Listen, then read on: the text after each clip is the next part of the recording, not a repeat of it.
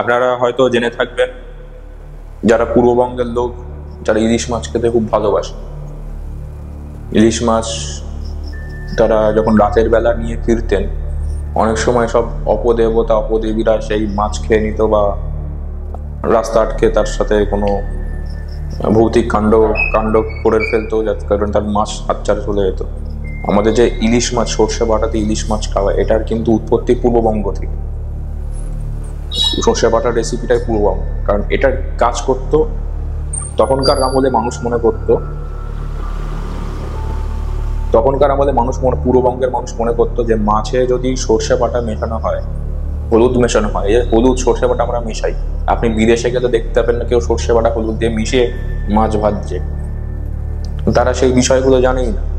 হলুদ সর্ষে বাটা মেশাই, হলুদ মাছের মধ্যে আমরা মনে করি কোনো কোনো ইমপিউরিটিস থাকলে সেটা ঠিক করে। অ্যাকচুয়ালি এই হলুদ আর সর্ষে, এই দুটোর যে সংমিশ্রণ, মাছ যদি কোনো কুনজর লেগে থাকে বা কোনো কিছু, অনেক সময় মাছের মধ্যে দিয়ে অনেক কিছু হয়ে যায়, মাছের মধ্যে দিয়ে অনেক দুষ্ট আত্মা ঢুকে যায়,